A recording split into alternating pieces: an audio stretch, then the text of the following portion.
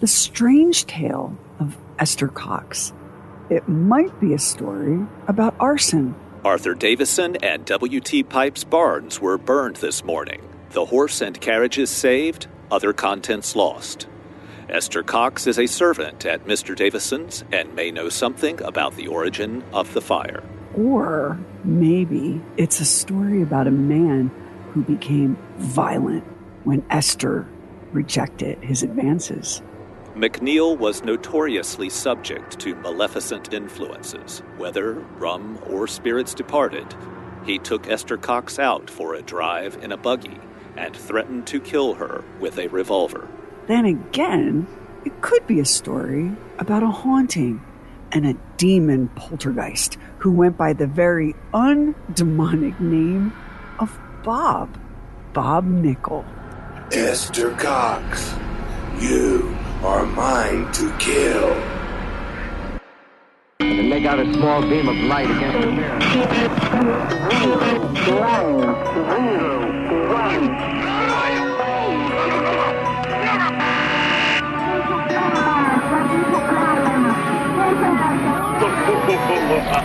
Truly weird stuff. It was late in the afternoon on August 28th, 1878, when the buggy slowed to a stop in front of the Teed cottage in Amherst, Nova Scotia. Daniel Teed stepped through the front door and greeted the man holding the reins, Bob McNeil.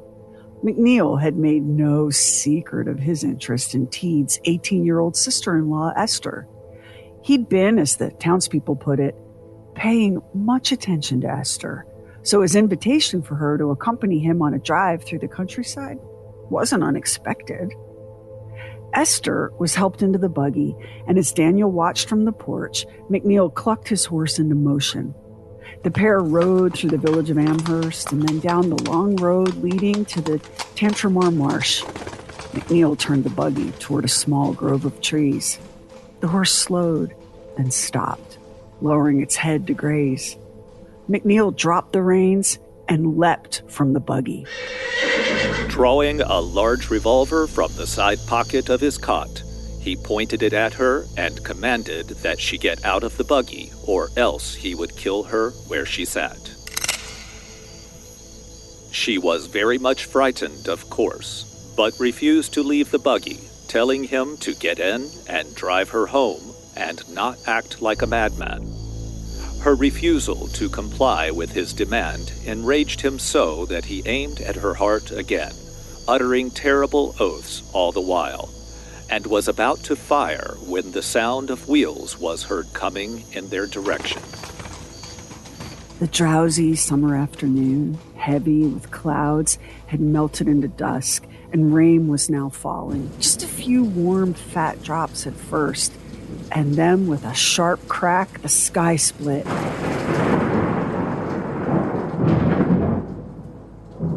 A late summer storm as sudden and wild and fierce as Bob McNeil himself. When McNeil saw the wagon approaching, he instantly returned to the buggy and drove Esther toward home at a breakneck pace in the now pouring rain.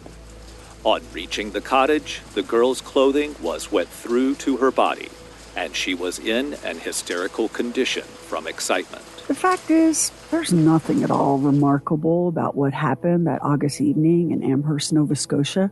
Nothing remarkable about Bob McNeil, a man who didn't court pleasure, but took it how and where he pleased. Nothing remarkable about Esther Cox, who, like so many women, had learned to be as wary as the deer in the forest, every sense tuned to the possibility of the hunter. It's an old story, and most of the time, it would end right here. Violence averted and virtue protected by the sheer luck of an unexpected witness happening by. McNeil's pride would be injured, of course, and there was always the risk that some member of Esther's family would show up at his door to avenge his dishonor. But no one in Amherst could have predicted what happened next, because Amherst wasn't some sleepy little outpost where superstition ran rampant. Amherst was a thriving town coal, agriculture, and manufacturing, with every major rail line and roadway running through it. It was a place rich in natural resources, with gleaming new factories cranking out everything from caskets to steam engines. People poured into Amherst, but they weren't coming in search of spirits or demons. But then, spirits and demons can be coy. They'd much rather come looking for you. Esther Cox came into the world on March 28, 1860, so small that at 9 months she only weighed 5 pounds. Her mother died 3 weeks after giving birth. The tiny newborn was separated from her siblings and left in the care of her paternal grandparents. Esther was described as a sweet child with a gentle disposition, though strong-willed and relentless when it came to having her way. Equally, Esther was described as a peculiar girl, excessively enthusiastic about pickles and oddly old-fashioned in her manner. Perhaps it was suggested because she'd spent her childhood in the company of the elderly. She was a virtuous girl and always bore a good reputation. Her appetite was excellent, and she seemed very partial to acids, having been known to drink vinegar by the cupful. An odd habit and an odd detail, but given all that happened to and around Esther Cox, folks can't be blamed for looking for clues in even the most unlikely places. Or, maybe she just chugged the vinegar when she couldn't lay hands on a pickle. At age 17, Esther went to live with her siblings, her brother William and sisters Olive and Jane. Olive was married to a man named Daniel Teed. It was Esther's job to clean the house and help look after Olive and Daniel's 2 young boys, Willie, age 5, and 1-year-old George. Also in the house, Daniel's brother John. Now the head count matters because each was a witness to the strange and bewildering events that followed. Esther was a robust girl, with every appearance of health and with a cheerful disposition. She has lived until recently undisturbed by mysterious influences. Under ordinary conditions, she might have lived so until the end of her life. But being ill and suffering from severe nervous prostration, accompanied by mental excitement, she became the instrument of the extraordinary. Something to consider right here and now is just how sexual assault was talked about in the late 19th century. Spoiler alert, it wasn't talked about at all, unless it could be dressed up in the most flowery euphemisms you can imagine. Words like outrage and insult and interference were made to do a whole lot of back-breaking labor in Victorian-era newspapers. The secluded grove of trees. Young Esther alone with a man she knew only as an employee of her sister's husband. What happened that August afternoon? News reports make it sound like McNeil had a sudden fit of insanity, yanking the buggy to a stop, flinging himself out, and brandishing a pistol like a villain out of a novel. There's something off about that version of events, isn't there? It doesn't make sense, like a critical part of the story is missing. Could the critical part of that story be rape? Was Esther assaulted by Bob McNeil? The night I held Esther's hands and felt the electric current, or what I then supposed was an electric current, I was very much impressed with the discovery. So I evolved a theory. That's a gentleman named Walter Hubble. He was an actor and a sort of self-styled psychic investigator. He became fascinated and then obsessed with Esther Cox. Or, more accurately, he became obsessed with the poltergeist making Esther's life hell. A poltergeist. And not just any poltergeist, but one of the most documented, most witnessed cases of a poltergeist haunting in history.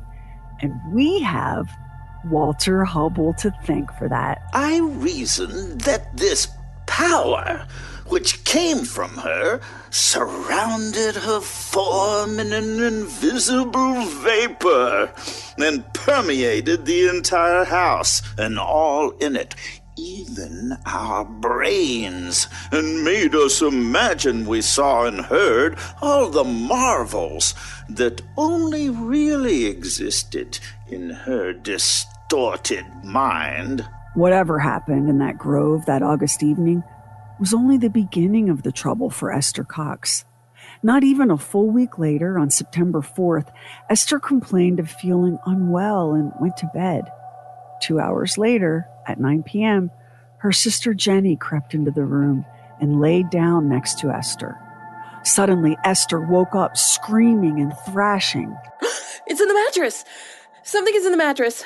Jenny leapt to her feet and hurriedly lit the lantern. The two sisters tore the bedding off the mattress they shared. Nothing. They searched the sheets and blankets, carefully turning each over. Could it have been a mouse? Still nothing. Jenny soothed Esther as best she could, tucking her back into bed, then lying next to her, whispering comforting words into her sister's ear. And in the morning light, it all seemed a little silly. A dream, that's all. Just a dream. Until that very night, when it happened again. They lit the lamp again. Underneath the bed was a cardboard box filled with patchwork. As they stood, they were amazed to see it jump clear off the floor and turn over. Jenny seized it and searched it, but there was only the patchwork. She placed it on the floor in the middle of the room when it jumped a foot in the air and turned over. Both girls were so startled that they screamed, and Dan rushed into the room, where he promptly scolded them for being ridiculous. Boxes don't flip and jump on their own, he said. Don't be silly. He gave the box a good shove back beneath the bed and returned to his own room, leaving Jenny and Esther shaking and fearful and wide awake until nearly dawn. And the next night was worse. Jenny was awakened by Esther's screams. Jenny shot bolt upright, fumbling for the lamp.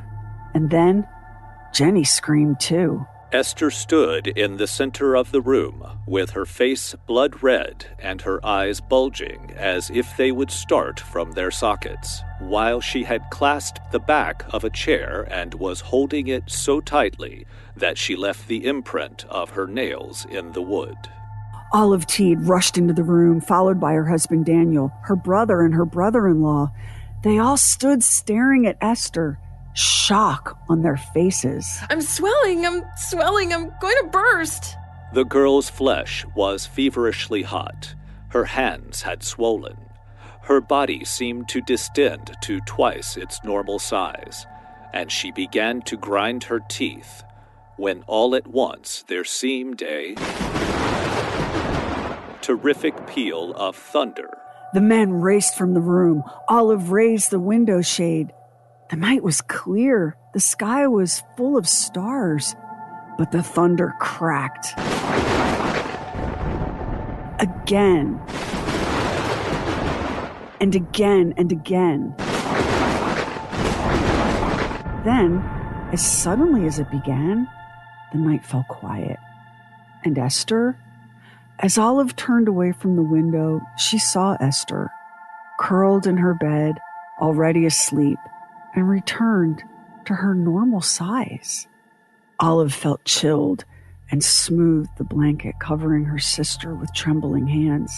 Whatever peace the occupants of the cottage at 6 Princess Street had known before was shattered. Strange things began happening in the house. Noises, sounds of banging and knocking. Objects moved on their own. Knives flew around the room. Heavy pieces of furniture spontaneously overturned. And then, 3 nights later, it happened again. Esther was frightfully swollen. Thunder again boomed over the cottage. Again, the night sky was clear and cloudless. The family searched for something, anything, that might be causing the noise, but the search came up empty. Then all at once, the bedclothes were snatched off as by an unseen hand, even to the pillow under Esther's head. Jenny screamed and fainted. The entire family remained by Esther's bedside, keeping careful watch until sunrise. Not surprisingly, Daniel and Olive Teed, they tried very hard to keep these peculiar happenings a family secret. But they were badly frightened and desperate for answers. Daniel sent for a doctor, one of the top physicians in the town of Amherst. His name was Carrot, and after a lengthy and careful examination of Esther, he was baffled. He simply couldn't find anything physically wrong. No sign of disease or infection, not even an indication that Esther wasn't in her right mind. As Dr. Carrot sat by her bedside, her pillow shot outward and was suspended. It hung there a moment, then went back under her head. The doctor was astounded. Also astounded was John Teed, Daniel's brother, who saw the entire thing. And then the pillow shot out again, slamming into John's chest. He grabbed it and tried to hold it, but it tore itself from his arms. The doctor sprang up, and all the family stood around without speaking, fearful of what would happen next. And what happened next? The bedclothes whipped off of Esther's body and flew across the room. Suddenly, there was a deafening, metallic, grinding noise. It filled their ears, the room, the house itself. They looked around wildly for the source of the sound and then watched in horror as writing appeared on the wall before them. The words scrawled by an unseen hand. You are mine to kill. The decision was made to thoroughly search the house. Could it all be a prank? A hoax? A practical joke played by a neighbor? Even Dr. Carrot joined the search. Satisfied that the house was empty, every shadowy corner, closet, and cupboard examined, the group returned to Esther's bedside. And as they entered, an enormous piece of plaster fell from the ceiling and crashed at the doctor's feet. From overhead came loud thudding noises, like something heavy being thrown against a wall. Esther slept peacefully, seemingly undisturbed by the chaos above her second-floor bedroom. That thudding and crashing coming from where? Dr. Carrot returned to the cottage the next morning and was surprised to find Esther up and about, helping with the housework. She was very nervous and would jump at any noise, but otherwise seemed normal. Then, as Dr. Carrot watched, Olive Teed emerged from the cellar with a basket of vegetables for the family meal. As she did so, several potatoes came flying through the air, and she ran to the kitchen, greatly alarmed. Mysterious thunder, creepy writing, flying spuds. Dr. Carrot hadn't studied any of this in medical school, but he genuinely wanted to help Esther. So that evening, he returned to the cottage with a plan. Sedatives, powerful sedatives, guaranteed to make Esther sleep soundly through the night. And it didn't make a bit of difference. The heavy thudding and thumping noises returned. This time, it sounded like it was coming from the roof. The men, accompanied by Carrot, went outside, but they could see nothing to explain it. And this time, there were even more witnesses. The Teed cottage was right in town, and Amherst was a bustling place. Passers-by stopped in their tracks to listen, and the crashing and thudding continued without pause until after midnight.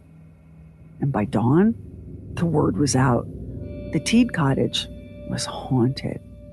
But the haunting, or whatever it was no longer waiting until nightfall. The noises began in the daytime and lasted 24 hours. Esther cowered and cried. The searchers tried in every way to discover the source of the thumping, but no one was successful. The local Baptist minister, Dr. Edwin Clay, learned of these strange events and joined in the search for answers at the Teed cottage. But he found nothing, and he announced that Esther must be possessed of an extraordinary amount of electrical power, and Dr. Carrot agreed with him. Which was all well and good as a theory, but it did nothing to solve the mystery of the noises. Another man of the cloth came to lend his assistance and expertise, the Reverend P.A. Temple. He was in the kitchen when a bucket of cold water sitting on the table suddenly began to boil. They say that any doubts the man had as to the truth of the events at Teed Cottage vanished in an instant.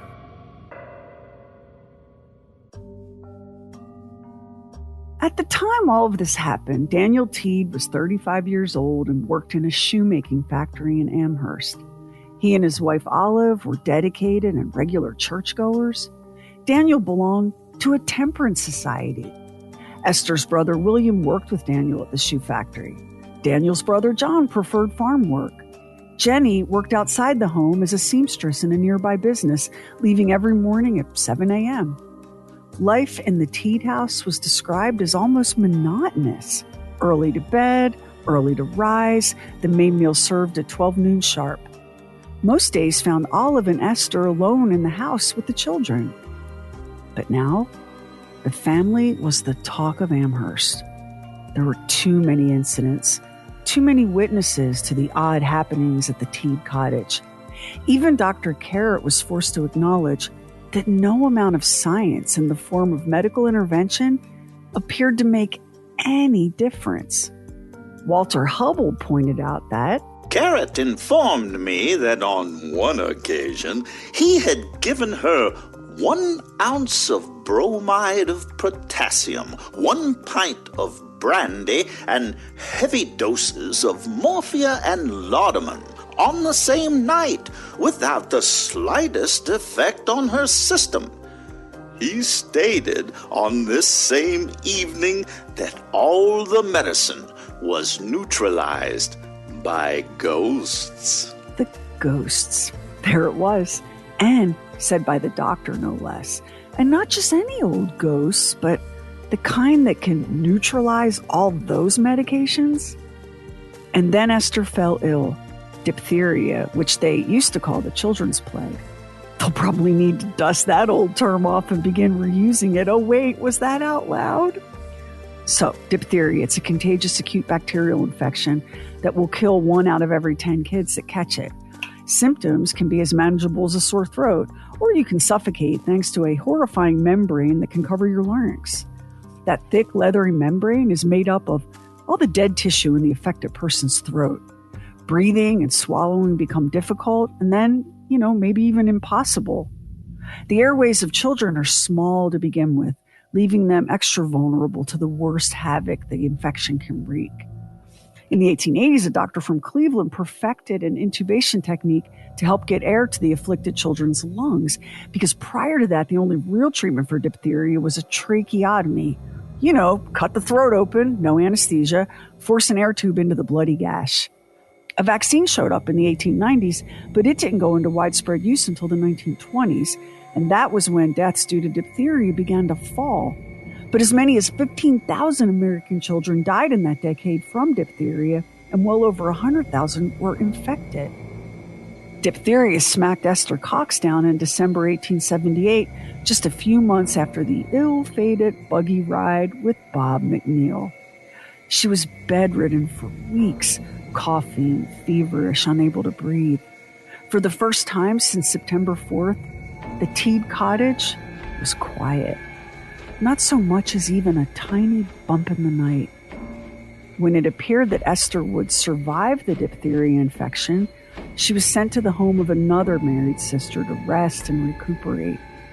During that time, no phenomena of any kind was observed. It seemed to both Esther and her family that whatever had caused the peculiar and scary events at Teed Cottage was in the past. Unfortunately, that turned out to be wishful thinking. When Esther returned to Amherst, it all started up once again. But now the stakes were higher. Mysterious fires were appearing in various parts of the house. Esther claimed she could see the ghost, said it would burn the house to the ground if she didn't leave immediately. So Esther moved into the home of a friend. And since returning to Amherst, she'd taken a job at a restaurant and saloon owned by a man named John White. White declared that he had witnessed multiple incidents that left him convinced that Esther Cox wasn't deceiving anyone. Esther Cox was being terrorized by unseen forces. According to White, on December 4, 1878, between 2 and 3 p.m., Esther Cox was sitting in the restaurant kitchen, between the cook stove and door to the saloon. The oven door was shut, but it suddenly opened and shut again with a noise, this being repeated so frequently that Mr. White at last opened the door wide and jammed it back by means of an axe. December in Nova Scotia is cold. Esther took advantage of the wide-open oven door to prop her feet on the edge to warm herself. When presto, the oven door flew off its hinges and fell at her feet with a loud clatter. White replaced the axe which had been flung off by the spring of the door, and then replaced the door itself. Scarcely had this been done when bang, it came off again to the great apparent terror of the girl. John White witnessed the entire thing and stated that, no, the girl had not touched the oven door. By chance, Amherst Fishery Inspector W.H. Rogers happened to be in the dining room. He was one of the loudest skeptics in Amherst on the matter of Esther Cox and her ghosts. So White fetched Rogers and brought him into the kitchen. Rogers instructed Esther to retake her seat by the oven. White retrieved the axe and again used it to wedge open the heavy oven door. In 20 seconds, the same thing occurred. The axe was violently thrown. The stove door flew off its hinges and fell at the girl's feet. Rogers is positive that she did not touch the door or axe. Esther leapt from her perch by the oven, taking a high stool in the center of the kitchen. Her feet dangled, her legs too short to reach the ground. Then a sharp rapping or knocking sound was heard coming from beneath the oven. There is no cellar under that kitchen, but the rapping sounds are at once heard under the floor. Mr. Rogers said in a loud voice, "Give us one loud rap. Now 2 raps. Now 3 raps." In his most commanding tone, Rogers demanded, "Who are you anyway? The devil? Who are you after, Miss Cox? Are you a living human being? Are you dead?"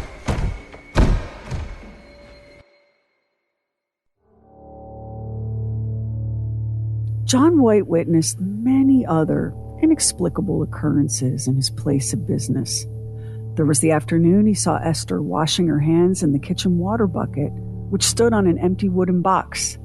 As he watched, both box and bucket began sliding away from Esther, coming to a rest next to the flour barrel 5 feet away. There were 2 more witnesses in the kitchen that day, women employed by White. Then there was the incident with an empty iron-hooped brandy cask. Esther was seated on a nearby chair. White described hearing a sound like a pen scratching, writing on the iron hoop, and was positive that Esther had nothing to do with it.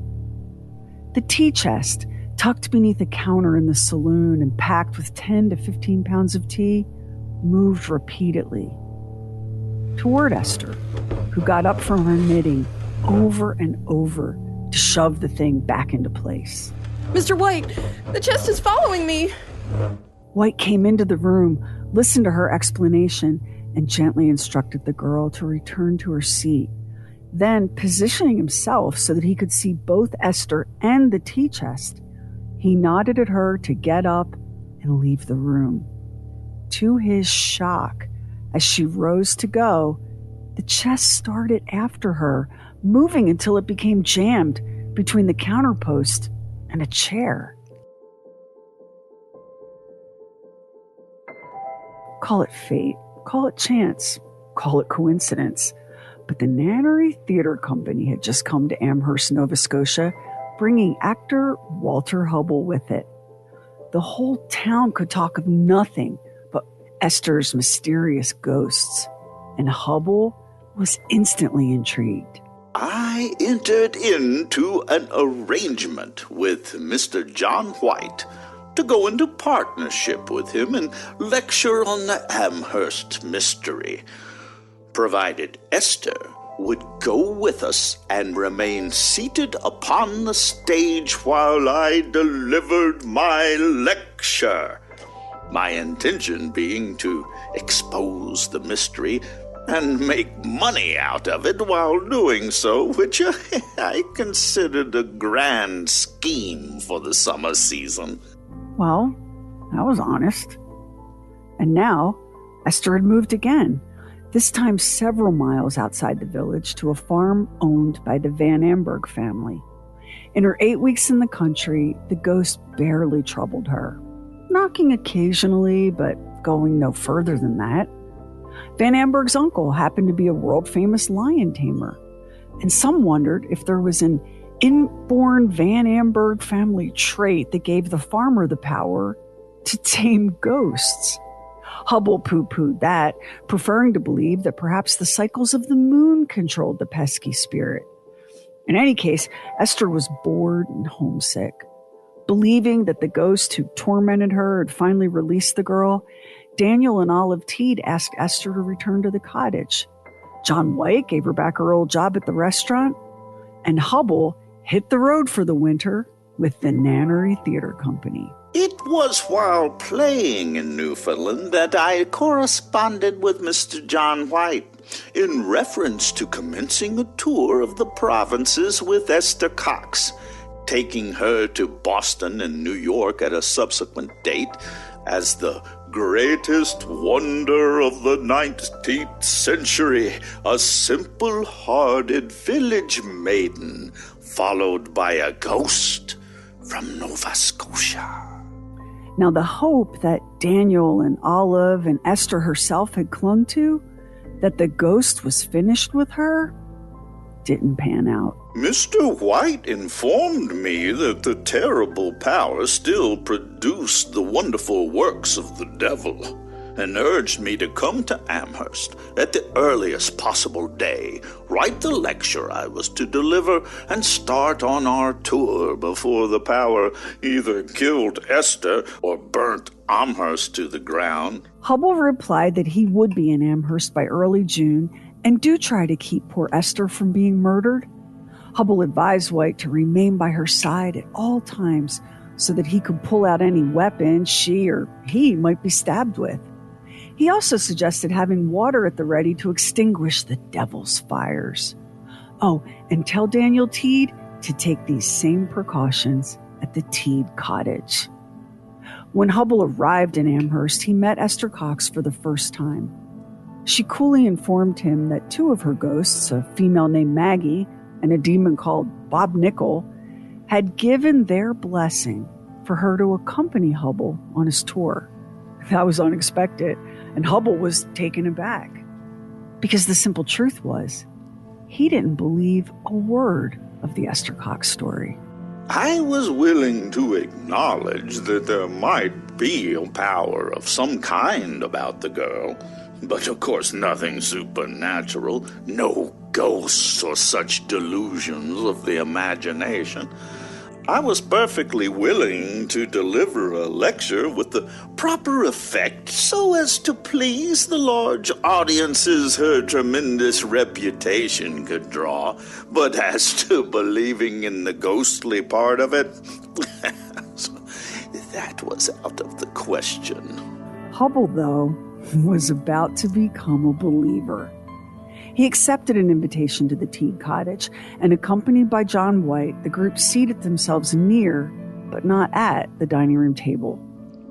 We had only been seated a few minutes when an invisible power, seeming to possess intelligence, commenced to produce sounds, apparently with human hands that could not be seen.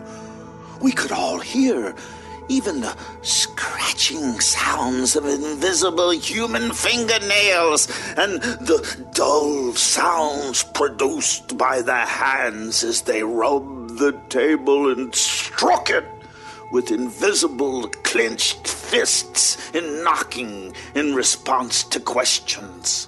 Mr. Hubble, Both Maggie and Bob Nickel are present and request that you ask your questions. I asked a number of my watch, and it was correctly knocked, figure by figure. I asked the time by the dining room clock, and it was knocked in the same manner, being 12 minutes of 10 p.m. The power then beat correct time as I whistled Yankee Doodle.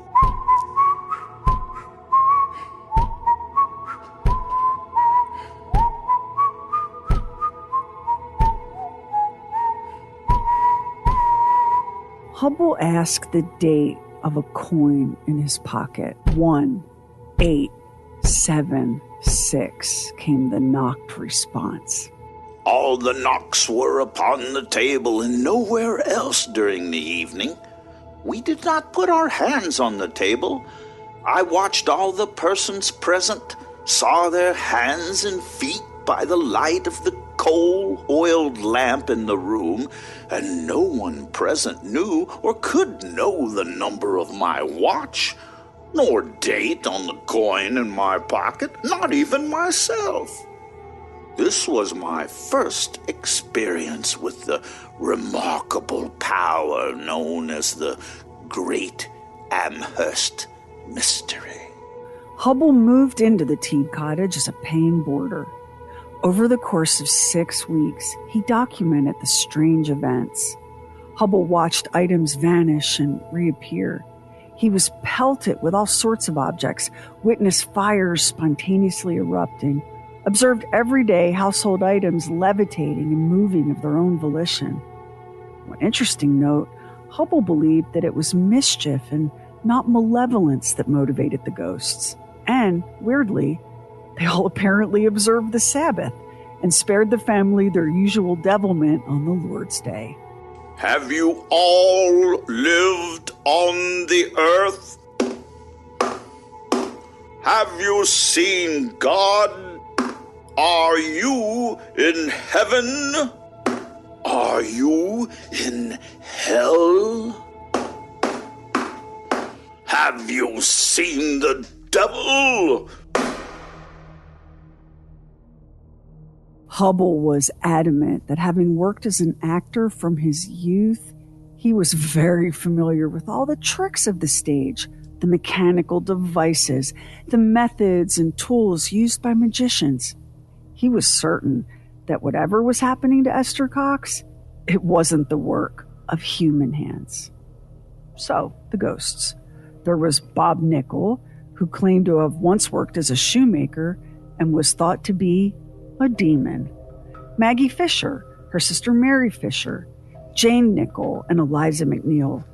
Rounding out the squad was a spirit called Peter Cox, who said that he was a relative of Esther's, dead now some 40 years. Do we have a hard time accepting a demon by the name of Bob Nickel? We do. We expect our demons to have more, dramatic names. If not like Melchior or Balthazar, then at least Victor or even Lorenzo. Just not Bob. How could any demon worth its sulfur and brimstone be named Bob? Now convinced that Esther was innocent, blameless, and truthful, Hubble was determined to hit the lecture circuit. In June 1879, he and Esther departed Amherst, chaperoned at the girl's request by John White. Hubble promised only to describe the otherworldly manifestations to the audience. He made no guarantee that the ghosts would cooperate and perform on demand. Knowing how frightening it could be to take the stage, blinded by the harsh lights, aware of the audience only as a presence, a living thing that might first offer welcome, but could turn hostile in an instant, Hubble gave Esther a fan so she'd have something to hide behind if she felt overwhelmed. But that audience, they came to see a haunting. On the memorable night we played Chatham, an old man arose in the audience and shook his cane at me, saying, "Young man, beware!" Because a furious mob was waiting outside the theater. Telling Esther to take a firm hold of my arm, we started for our lodgings, followed by the mob, which threw stones and pieces of brick at us, keeping up an angry, rumbling roar all the while. I've often thought it was simply marvelous that neither of us was struck by a single missile thrown by that mob, and wondered whether the ghost guarded us through in safety on that eventful night. I was thoroughly unnerved. I agreed with Mr. White. We would all eventually be slaughtered. Mr. White wanted to take me home to my sisters, as he was in a position to care for me as a father. Our few friends in the town advised us to leave that night while we had a chance, and we did, at midnight. This closed the tour of the Great Amherst Mystery. On June 21st, 1879, Esther returned to the Teed cottage. She was in excellent physical health, but in a wretched state of mind.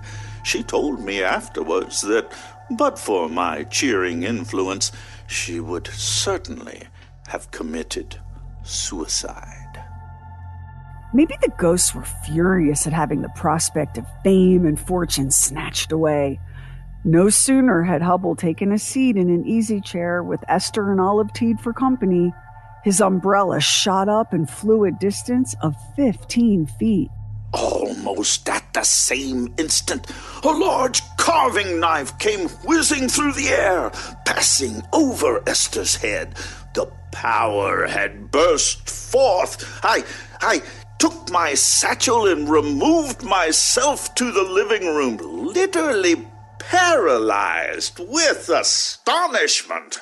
It was a fine day, sunlight streaming through the windows, a breeze floating in from the nearby bay. My satchel was thrown across the room, and at the same instant, a large chair came rushing from the opposite side of the room, striking the one on which I was seated with such tremendous force that it nearly knocked it out from under me.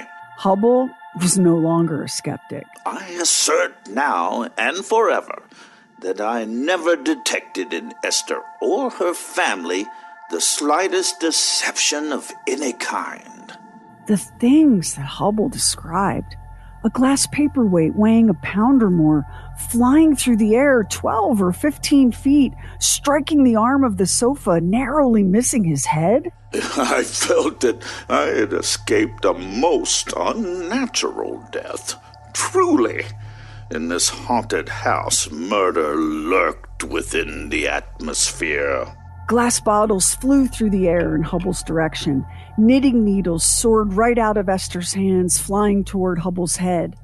Olive's little boy, George, wailed as the buttons on his clothing sprang loose one by one, the garments tearing themselves from his body. Esther was slapped in the face by an invisible hand, one that left the visible marks of fingers on her pale cheek. The ghosts kindled a large fire upstairs. The burning papers and fire was extinguished without serious damage being done to the house or the furniture. This was my first experience with Bob Nickel, the demon, as a fire fiend. I say it was the most awful calamity that could possibly befall any family, infidel or Christian. And how much more terrible did it seem in this little cottage, where all were strict members of the church? Hubble recounted how, while Esther was writing a letter to her sister, Bob Nickel took possession of her hand and arm, scrawling, Go out of Amherst, you bitch. Damn your soul to hell. Damn Hubble's soul to hell and yours. This was written by a power guiding her hand against her will, and was entirely different in appearance from her own handwriting in the letter.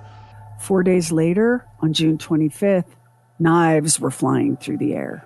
They set fire to the window curtain in the pantry. They stuck pins into all parts of Esther's person. The next day, Esther and Jenny appeared with bloody marks scratched into their hands, necks, and arms.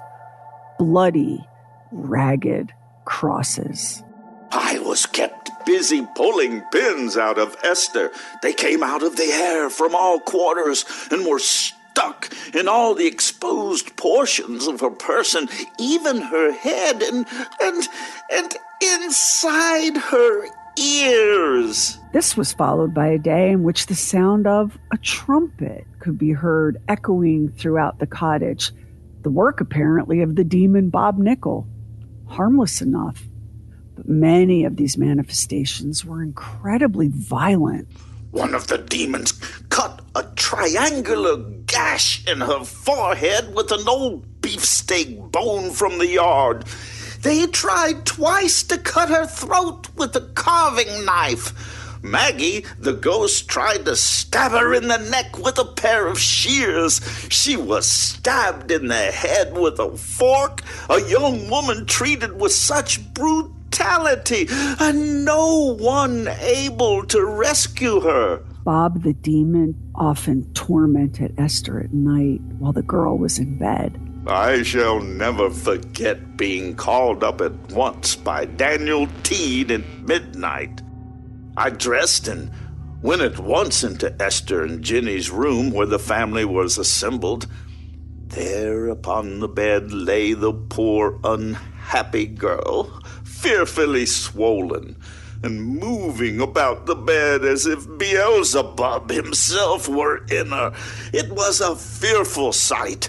Between the gasps for breath, she exclaimed in agonizing sobs, "Oh God, I wish I was dead.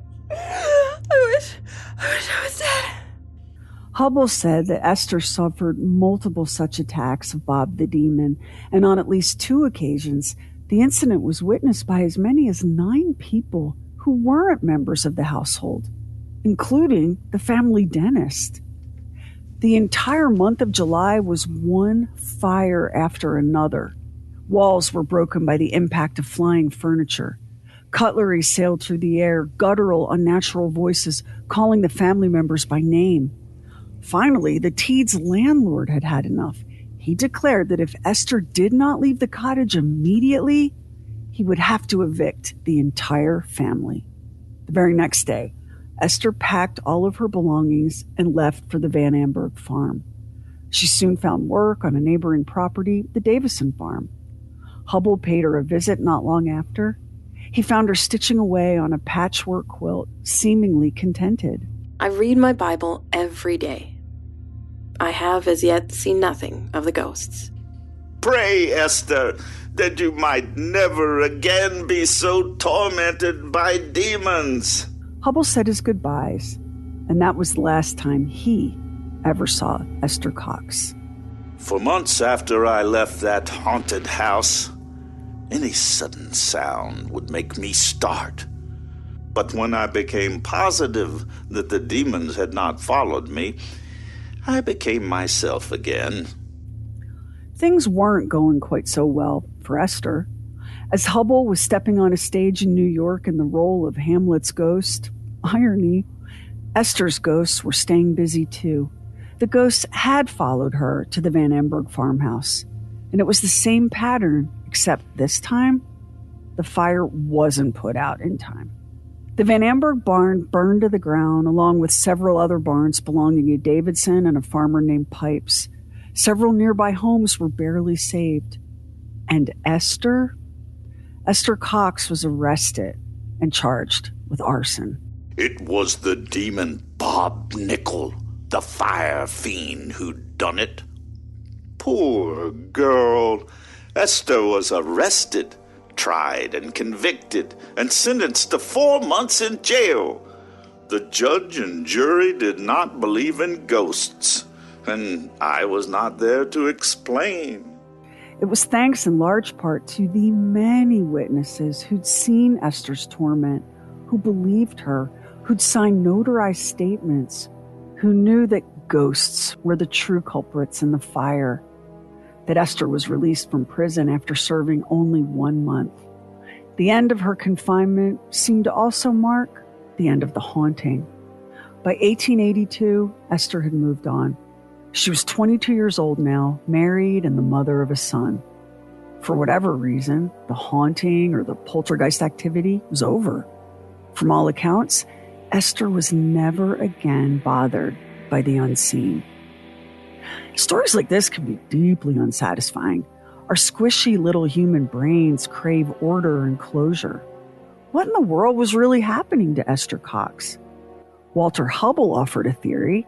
He wondered if Esther's chief ghost, the demon Bob Nickel, was a manifestation of the very human Bob McNeil, the man who'd attempted to commit an outrage on Esther's person in that secluded grove of trees in August 1878.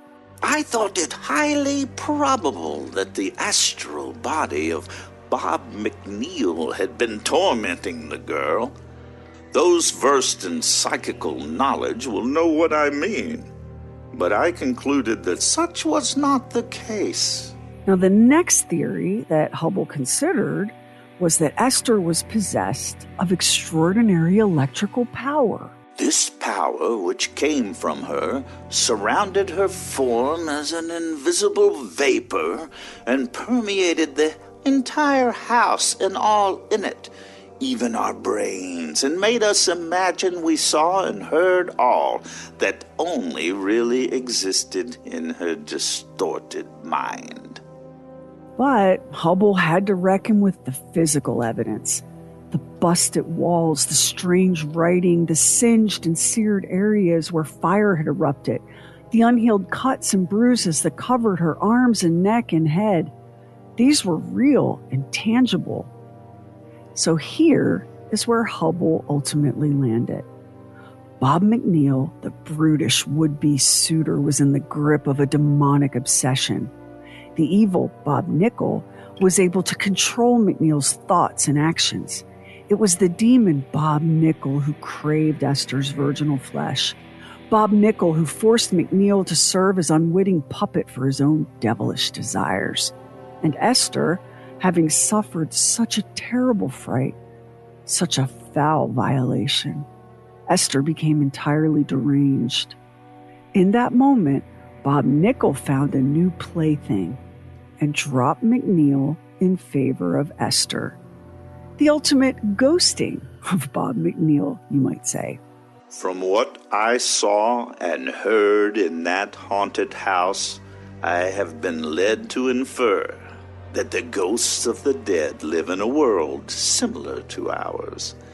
There are evidently two worlds existing together in the same atmosphere, each as material and real as the other to its own inhabitants, whether ghosts or men. Hubble believed that some of us are born with such great sensitivity that we exist in both the world of ghosts and the world of the living at the same time. Such people live their entire lives seeing and hearing and engaging with spirits. For Esther, though, she was thrust into the world of ghosts by what we now call trauma. As for the haunted house, Hubble declared that a haunted house was simply a kind of record player, one that stored the electromagnetic power of the unseen in its walls, patiently waiting for a sensitive to cross the threshold and drop the needle. We have no idea, really, what a poltergeist is or isn't, but some theories suggest that these manifestations are driven by the intense negative energy projected by an unhappy, traumatized adolescent. You know, like an unworldly 18-year-old girl who'd never known her mother, had been raised by elderly grandparents in a rural setting, who found herself fighting off a grown man attempting, or succeeding because we just don't know, to sexually assault her. In a perfect world, that whole scenario would be unthinkable. In a perfect world, the only target for a fire-happy demon would be the rapist himself. But this isn't a perfect world, just Haunted Woman.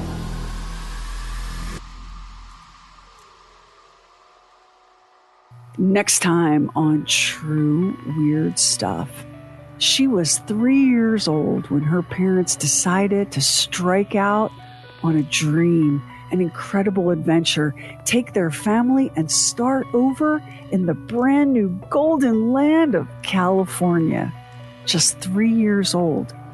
That story would end very badly, but that child would grow up to survive. Eliza Donner Houghton. We're going to visit the Donner Party on the next True Weird Stuff. Special thanks to our voice talents, Sam Moore, Aaron Cox, Lamar Richardson, and Don Morgan. So, Sherry, I remember seeing the movie called Poltergeist, and I've heard them, but I really don't know what a poltergeist is. That sounds like a German word. Poltergeist. Poltergeist. The kind of popular theory behind a poltergeist is that it's not the ghost of a dead person, or in this case where they believe that she was being tormented by a demon. In modern in our world, a poltergeist is thought to be energy that erupts as a result of a teenager in crisis, or a teenager who suffered trauma. And when you look at the documented poltergeist cases that are out there, poltergeist activity, very often at the center of that poltergeist activity is a teenage person. I mean, if we look at Esther, so back when this story took place, an 18-year-old would be considered a woman, right? The difference with Esther was the circumstances of her early life. You know, she lost her mother, her father. There's always stuff that we have to leave out of these stories, or these things would be 8 hours long. Yeah. Her father remarried not long after Esther's mother died. And the woman that he remarried was not really interested in raising a dead woman's children. And that is how Esther ended up in the care of her grandparents. So she's orphaned. She grows up on a farm. The only people she has for playmates are elderly. She couldn't have been more unworldly. She was not in a position to be courted by grown men. When she moved into the town of Amherst, which was a great big deal, this is not some remote place where people were worshiping the moon. This was a really bustling place in Nova Scotia, a real center for industry and railroad. So when she moved in with her sister and brother-in-law, she moved into sort of like a big, bustling, loud, multi-blended family. And she helped out with the housework and the cooking and played with the children. There's nothing about Esther Cox leading up to that buggy ride in August 1878 that tells you that she had any idea what kind of man Bob McNeil was. Or what a man might want to do with a girl when alone in the woods. Right. So the one theory, because we don't know, one theory is that she was brutally assaulted. And the incident was, described as insult, outrage, all of the things all the code words that we know.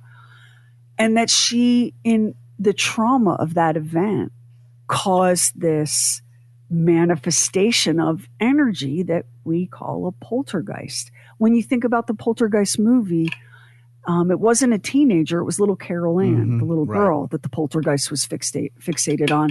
And that was kind of genius, because there's a thing that happens in our little primitive, our amygdalas, our reptile brain, when a very young, innocent child is threatened by the darkest possible forces of evil. That's a different kind of emotional reaction, which is probably why they made Carol Ann so young. But if you look up, if you read the poltergeist stories, you can find them all over the place in the internet. Very often the cast of characters will involve a troubled teenager, which is kind of fascinating when you think about it, right? It is, yeah. I thought it was interesting that Esther Cox was voiced by our own Aaron Cox. Be neat if there was a distant relation. That would be very interesting. you've heard stories about haunted houses, but apparently these poltergeists were like, yeah, we're not staying here in this house. We're going to go wherever. Well, that's what makes the poltergeist phenomenon interesting, is that it's targeted at or around a person. This wasn't targeting just Esther. This was also look at all her little nephew. Oh my God, that child was terrified in that house. Hubble himself. Hubble is interesting because he comes into the story thinking it's just bullshit. He's a complete skeptic. And by the end of it, he's her most passionate defender. Right. Because he witnessed all of it. He experienced it. But what I was going to say is with the thing about the poltergeist aspect of this, like other poltergeist accounts that have been studied and documented, the haunting ends as the target teenager, adolescent, whatever, ages out of it.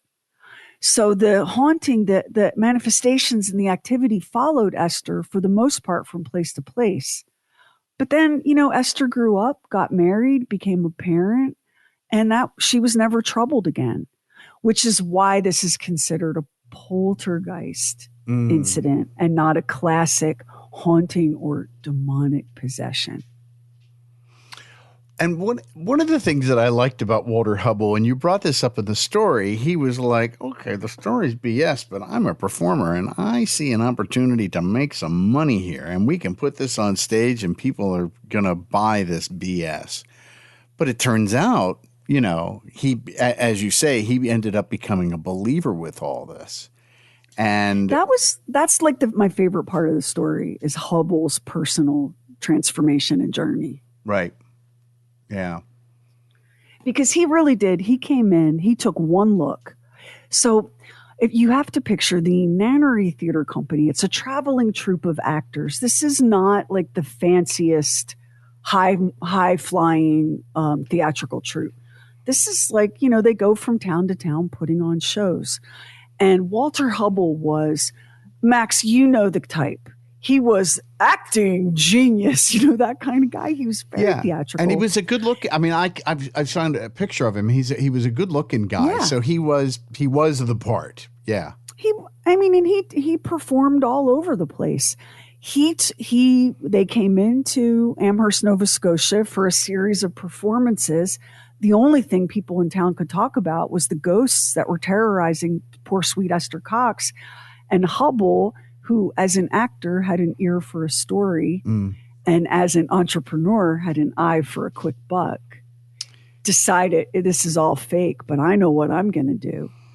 You realize that the Great Amherst Mystery Tour, they had one performance.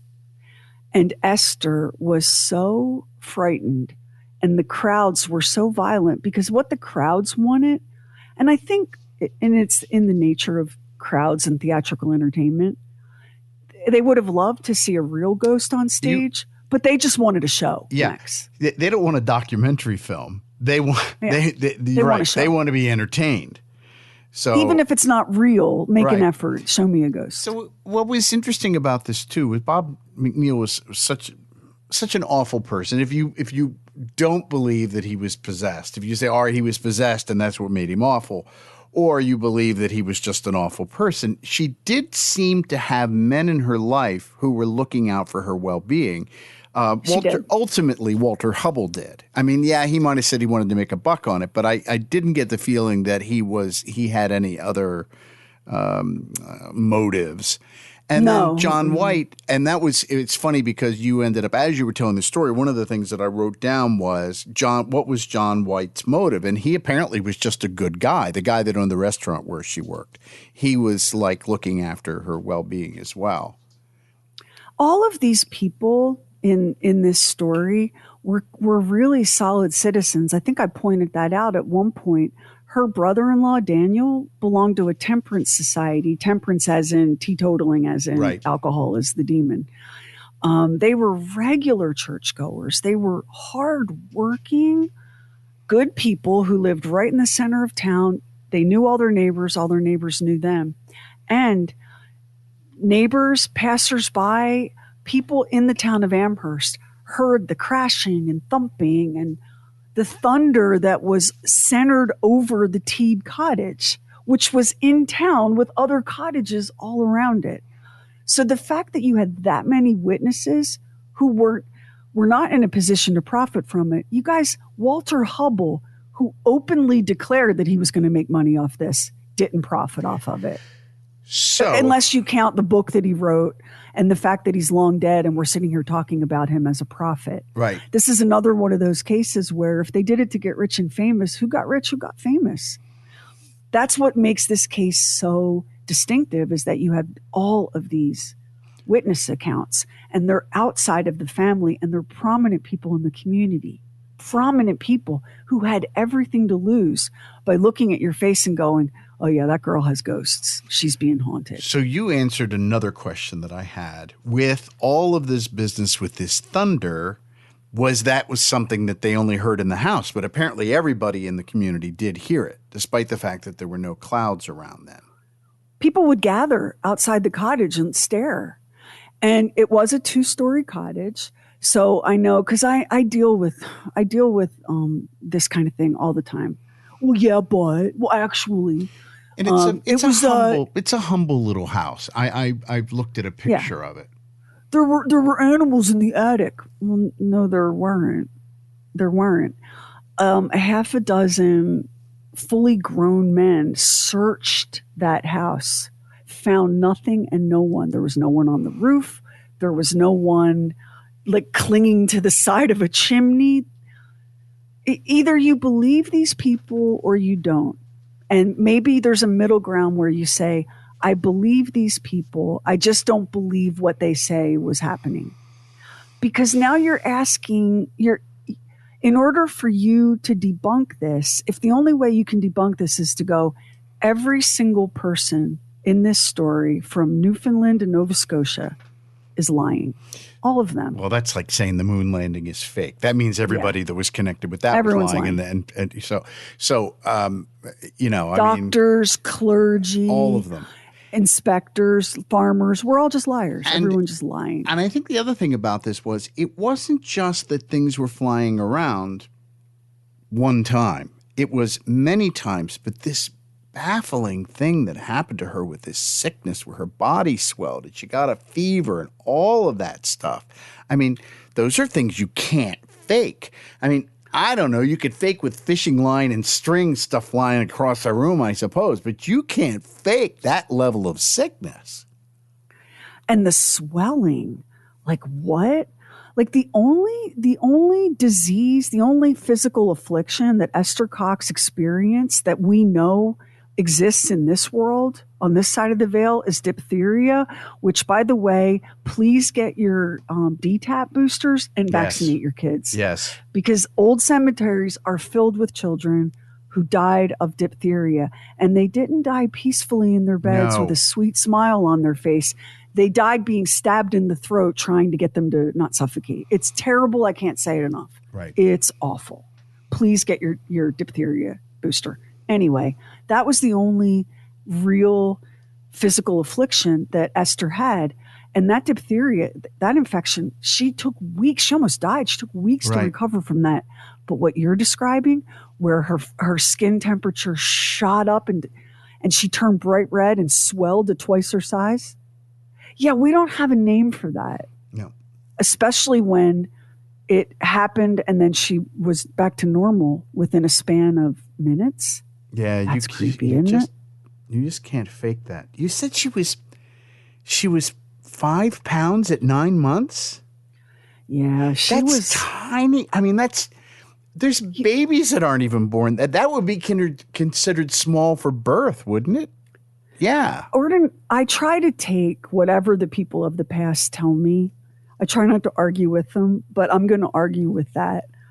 I think somebody didn't know how to use a scale. A 5-pound 9-month-old? Hey, listen, I'll just to tell you, I was 30 pounds at a year.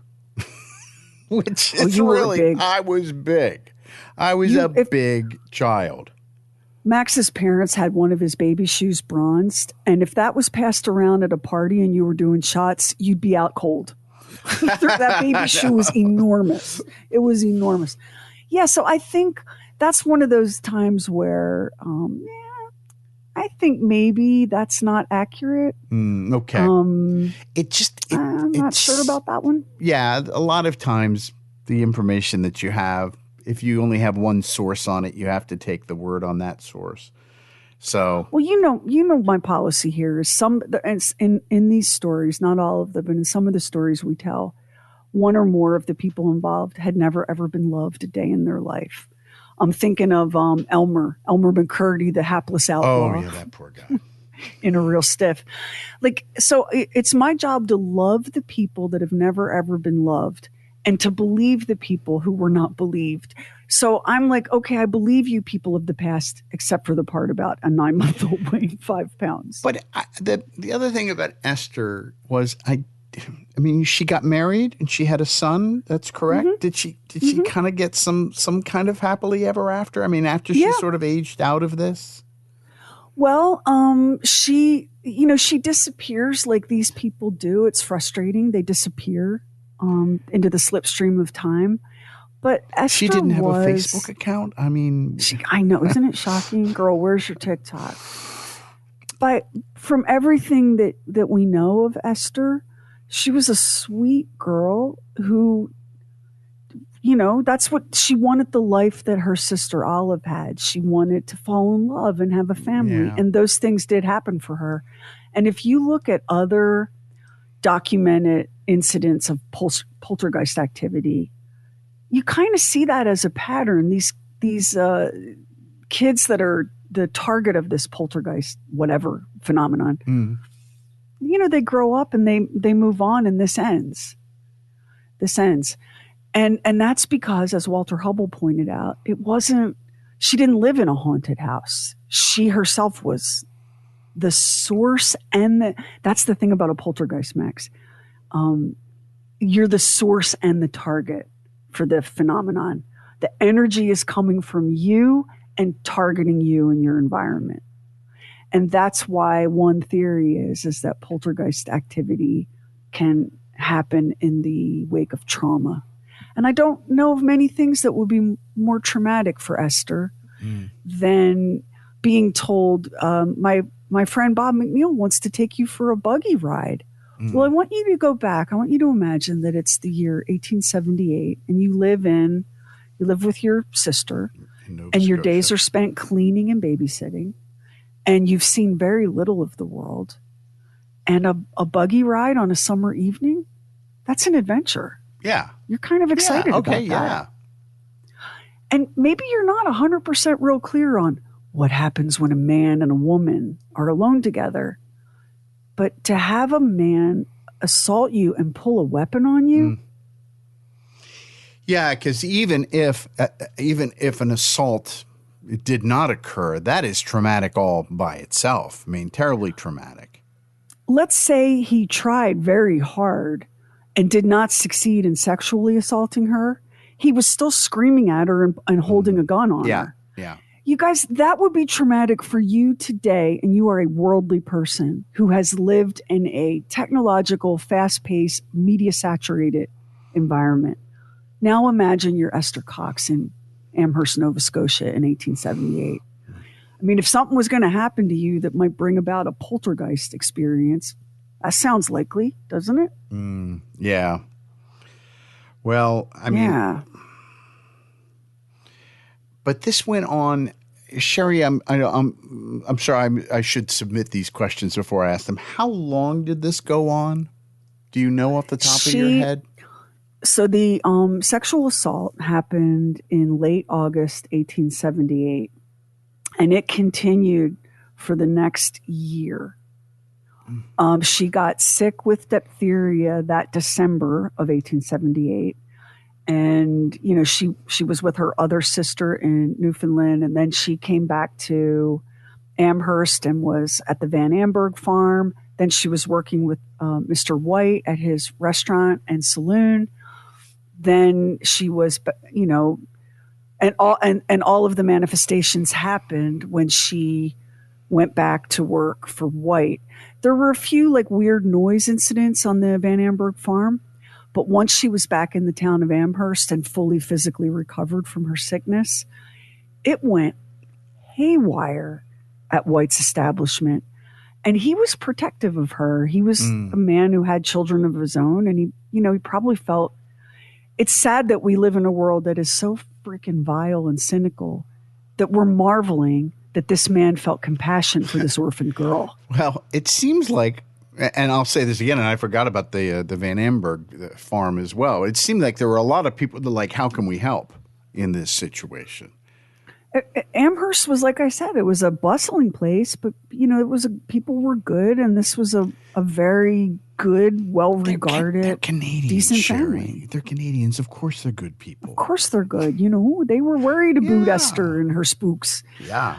So the whole thing took place. Esther was 18 when it happened, and about 19 and a half when it was all said and done. And then, by 22, she was married with a little baby son and moving on. And as far as we know, was never troubled again. And part of the reason I think that we know so little about what happened next is the same reason that the star of this story, Esther Cox, we have so few of her words. Right. Yeah. And that's usual too, isn't it? And you can understand, I mean, she was not somebody who was certainly looking for the limelight. So you can certainly understand why after this ended, she was like, okay, fine, I'm done. Let me go live my life. She suffered. I mean, I want you to think about how this girl suffered. All the physical stuff, the swelling, the fever, all the gouges dug in her skin in the shape of crosses, the pins that were flying through the air and plunging into her body. Hubble was pulling, the kind of straight pins like you use for sewing. Mm-hmm. Hubble was pulling pins out of her ears, like out of the inside of her ears. This girl suffered. You can believe she was happy to live a boring life after that. Right. There was one point along the line, she was like, my God, I don't want to live again. I had that happen once, Sherry. What I had was an intestinal virus. At the same time, I had a broken tooth. So I can remember that's where I was laying on the floor and I went, okay, God, now, take me now. Well, Max, knowing what you know now about Esther, wouldn't you rather have a demon named Bob Nickel than another infected tooth and intestinal problem? Yes. Yes. Yeah, it's just, I mean, this is, like when I say this is an unsatisfying story, because people get really mad. Well, was it real? Did it happen? It's real and it happened. The part we don't know is exactly why. What? Yeah, we don't. Or we don't. Why? I absolutely believe that this happened. I think there's a lot of things that we just have to be able to chalk up to, I don't know. It's unexplained. And that's just how it's going to be. But I do believe everything that being told. I don't believe that this – we'll go back to this again. Despite the fact that Walter Hubble says we might be able to make money doing this, I don't think anybody benefited from anything connected with this. Including and especially Walter Hubble, whose grand money-making scheme collapsed after one night. I mean, you look at what happened at John White's restaurant/saloon. Right. He went and got the biggest skeptic in town who happened to be eating at the restaurant when the incident in the kitchen with the oven door happened. And this, by the way, this oven door, this isn't KitchenAid. This is the old wood and coal-fired ovens that were made of cast iron. Right. That was, I know, I had a picture of that. I did have a picture of that. Like you could kill somebody with that oven door flying through the air. The biggest, most cynical skeptic in town walked into the kitchen, played by Max, walked into the kitchen and put that demon through its paces and came away. The girl is telling the truth. So when you look at the variety of witnesses and the high position many of them held in the community, you kind of are left going, well, I don't know what, but something happened here. Something happened. And if you have the capacity to do the mental gymnastics to come up with a whole story about people hiding under the floorboards, pulling strings and banging on kettles, you missed your calling. You should have been like, I don't know, some sort of detective or novelist. Because when everyone in the house is in the room and it's happening, and people are gathered outside staring up at the house and it's happening. And we're in the late 1800s and it's in Nova Scotia. Please. Like, how did you imagine they pulled this off in all these different locations, in all these different ways? Yeah. Do you really have a theory that makes sense? No, I don't think anybody reasonably can. So I don't know. I've been wanting to you'd like to do ghost stories, but this is true weird stuff. And we always look for, did this really happen to real people? Can you find these people? And in this case, you can find everyone, and you can find the statements, and you can find pictures, and you can find everything except for the demon Bob Nickel. The invisible stuff is what you can't see. But I believe, like you, Max, I believe Esther Cox. I do. And whether or not you believe in that theory of poltergeist activity, that it is energy created by the extraordinarily overwhelming negative emotions being experienced by an adolescent person in trauma, whether or not you believe that theory, you have to admit, weren't you a teenager once? Yeah. Maybe you've lived with teenagers. Now, trauma is another thing altogether. And what happened to Esther, I believe, would be enough to send anyone. Whether you believe it or not, it's a theory that makes sense. Yeah. It's a theory that holds together. So, yeah. Listen, I'm just happy that she was able to find a way to survive and make her way in life after all this, because some people might be so traumatized they might have to be institutionalized the rest of their lives. So I'm just happy that it worked out for her. She had a happy ending. And I want to say this about Walter Hubble, who entered this story a skeptic and exited this story a believer. But here, and what I'm going to tell you, and you tell me if I'm wrong, I think is going to give Hubble more credibility, what I'm about to say. So here we go. So at first he thinks it's BS. Then he becomes a true believer. Then he writes a book called The Great Amherst Mystery. And he begins a side career of investigating psychic mediums and clairvoyance and proving where they're lying and cheating and tricking. Hubble became a believer in what happened to Esther Cox. He didn't become a believer in everything. He maintained his skepticism and his doubt and went looking not to prove these psychics and clairvoyants wrong. He went looking to see if it was like Esther's case, if it could prove him wrong. And more often than not, he debunked these people as charlatans and scam artists, because that's out there too. Even now, there are people that will advertise themselves as psychic or, tarot readers. Some people have legitimate gifts or talents, and some people are just trying to make a buck off of you. So the fact that Hubble entered a skeptic, left a believer, but only in Esther Cox, made Hubble more credible for me. Right. Because he didn't leave Amherst, Nova Scotia as, I am an expert on ghosts and I will now do nothing but go to places and tell stories of people having ghosts. It was the other way. He believed so strongly that what had happened to Esther was real that it pissed him off that people would fake. Now, what does that make you think of the guy? Yeah, he's a good guy. Here's the thing. He might have an eye for being able to make money, but he wasn't some sort of sociopath or a psychopath. He was, to his heart, he was a good guy. He was very much an actor, capital A, and a showman and an impresario and all of that. But he believed this. What did he call her? A pure maiden from Nova Scotia. Yeah. He believed her.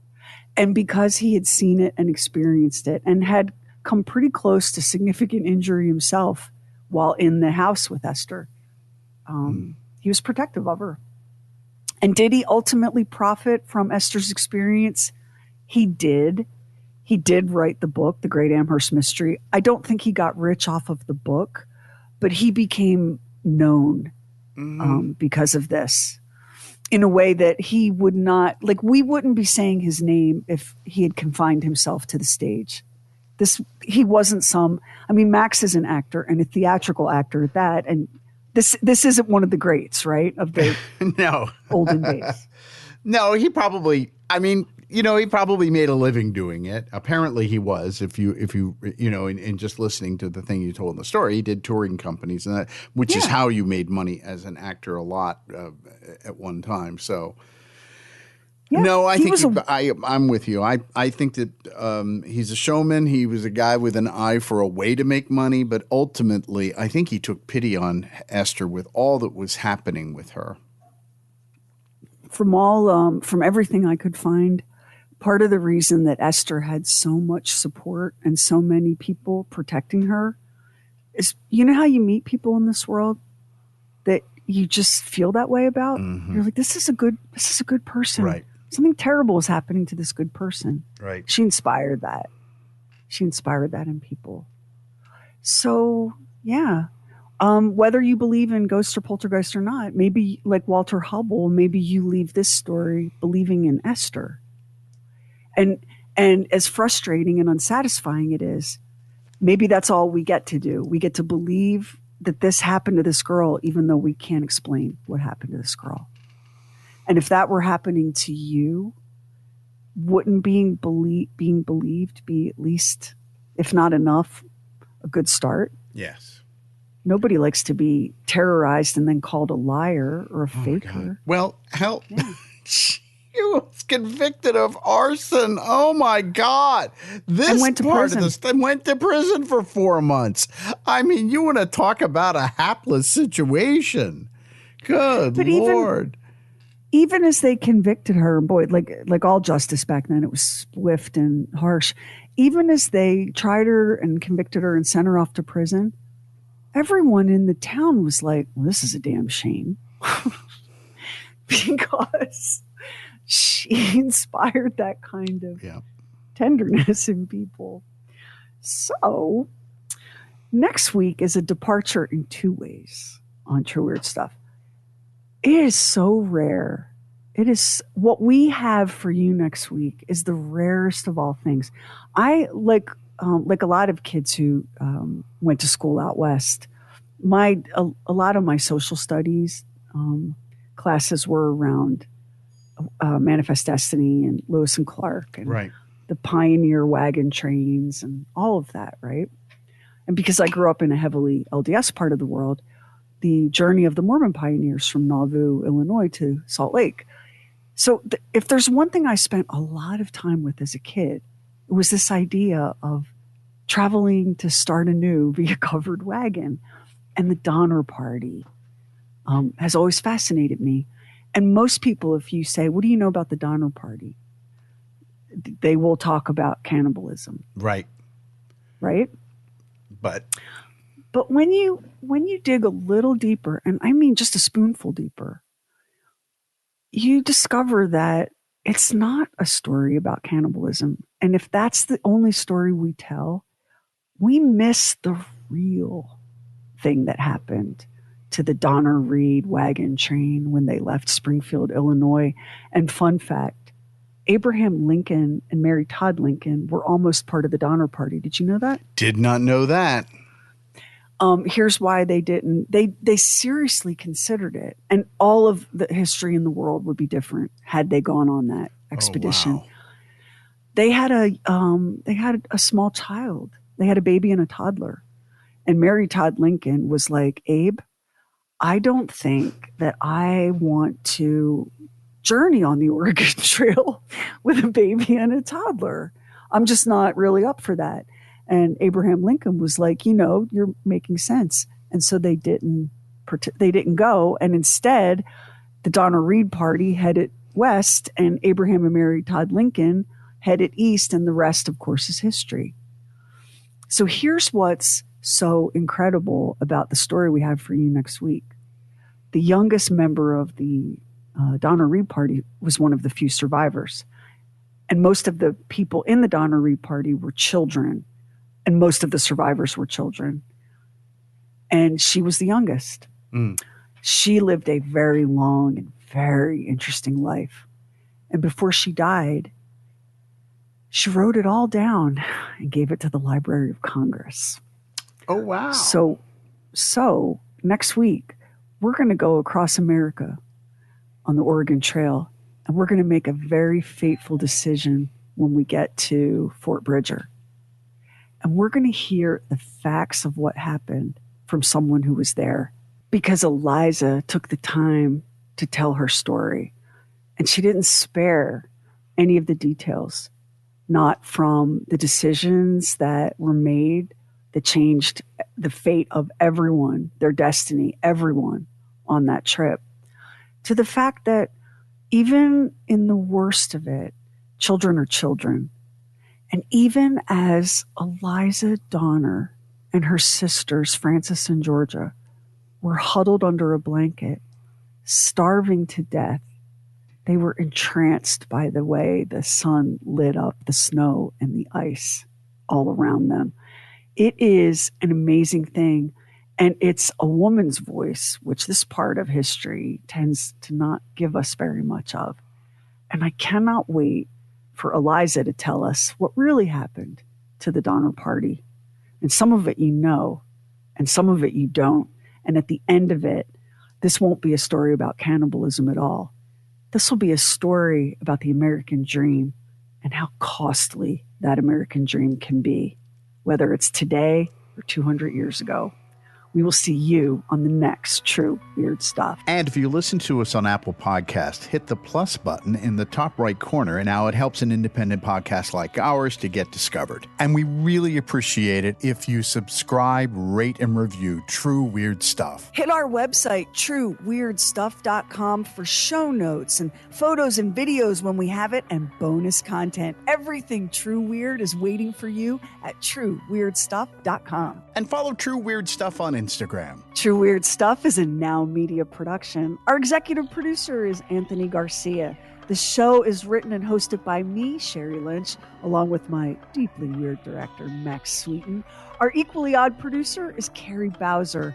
Additional production by the mysterious Stephen Call. Our digital witch and social media cult leader is Heather Furr.